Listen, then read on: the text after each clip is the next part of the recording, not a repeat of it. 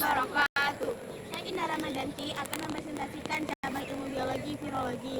Saya Dinda Pratiwi akan mempresentasikan cabang biologi ekologi. Terima kasih, Titik. Kata virologi sendiri terdiri atas dua kata, yakni viro dan logos.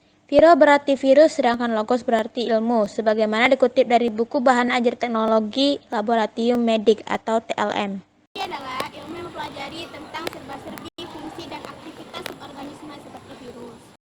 Studi virologi memiliki peran penting dalam kehidupan dan banyak dipelajari karena bermanfaat bagi industri farmasi dan pestisida. Virologi juga menjadi perhatian pada bidang kedokteran, kedokteran hewan, peternakan, perikanan, dan pertanian. Untuk mengidentifikasi virus yang dapat bernilai besar secara ekonomi. Sejarah penemuan virus dimulai ketika Adolf Meyer pada tahun 1883 di Jerman melakukan penelitian terhadap penyakit yang menyebabkan daun tembakau terdapat di titik kuning. Ia berkesimpulan bahwa penyebab penyakit tersebut adalah organisme yang lebih kecil daripada bakteri. Tahun 1883, Dmitri Ivanovsky di Rusia melanjutkan penelitian yang sama dengan cara menyaring ekstrak daun tembakau. Pada tahun 1897, Emil Jering di Belanda melakukan penelitian lebih lanjut terhadap tumbuhan tembakau.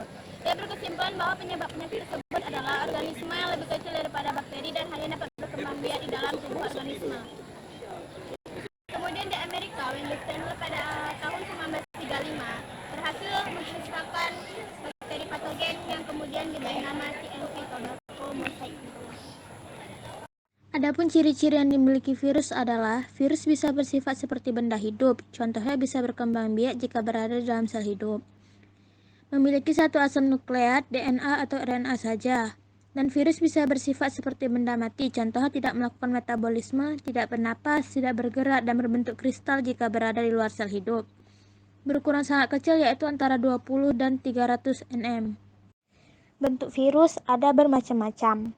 Yang pertama berbentuk batang, contohnya TMV atau tobacco mosaic virus. Yang kedua berbentuk batang dan berujung oval seperti peluru, contohnya rhabdovirus. Yang ketiga berbentuk bulat, contohnya HIV atau human immunodeficiency virus dan orthomysovirus. Yang keempat berbentuk filamen atau benang, contohnya virus Ebola. Yang kelima berbentuk polyhedral, contohnya adenovirus. Dan yang terakhir berbentuk seperti huruf T, contohnya bakteriofag, yaitu virus yang menyerang bakteri Escherichia coli. Adapun struktur tubuh virus antara lain adalah satu kepala. Kepala bagian dalam mengandung asam nukleat, sedangkan bagian luarnya diselubungi oleh kapsid.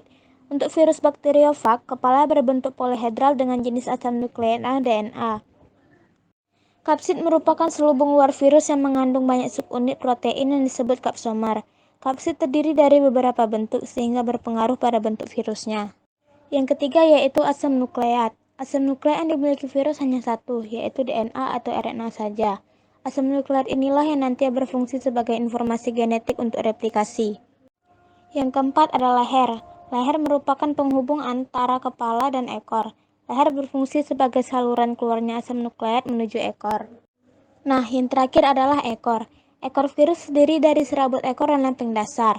Ekor ini berfungsi untuk menempel pada inang. Perkembangbiakan virus dikenal dengan istilah replikasi atau perbanyakan diri. Bagi virus, sel inang merupakan sumber energi untuk sintesis protein. Perkembangbiakan virus dibagi menjadi dua, yaitu daur litik dan lisogenik. Yang pertama ialah daur litik. Terjadinya daur litik disebabkan oleh ketahanan sel inang lebih lemah daripada daya infeksi virus.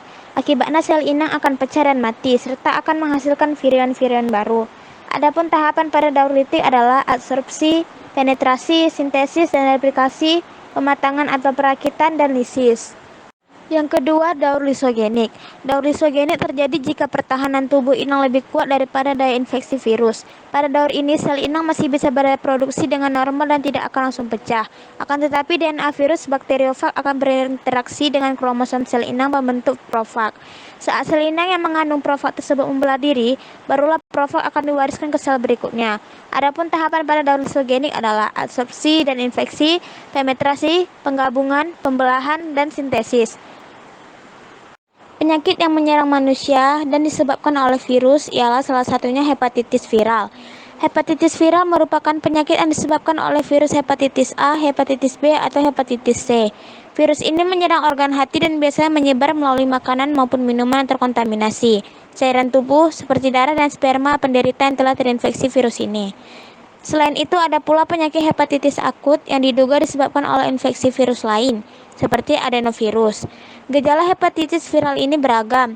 Bahkan ada pula penderita yang tidak menunjukkan gejala apapun hingga bertahun-tahun lamanya. Diagnosis biasanya didapatkan setelah melakukan tes darah. Ekologi berasal dari kata Yunani yaitu oikos yang artinya tempat tinggal atau habitat dan logos yang artinya ilmu. Jadi ekologi mempelajari tentang tempat tinggal atau habitat. Keilmuan ekologi adalah salah satu ilmu yang mempelajari interaksi atau hubungan antara makhluk hidup dan makhluk hidup lainnya dan lingkungannya. Maka dari itu, ekologi sebagai ilmu dasar lingkungan memiliki ruang lingkup yang luas dan kompleks, seperti keanekaragaman hayati, jumlah organisme, dan interaksi makhluk hidup lainnya.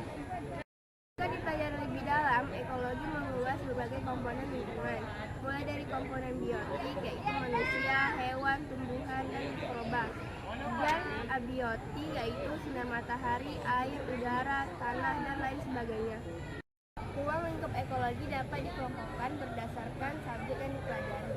Contohnya, organisme. Organisme adalah salah satu benda hidup atau makhluk hidup, contohnya manusia, ikan, kucing, dan lainnya.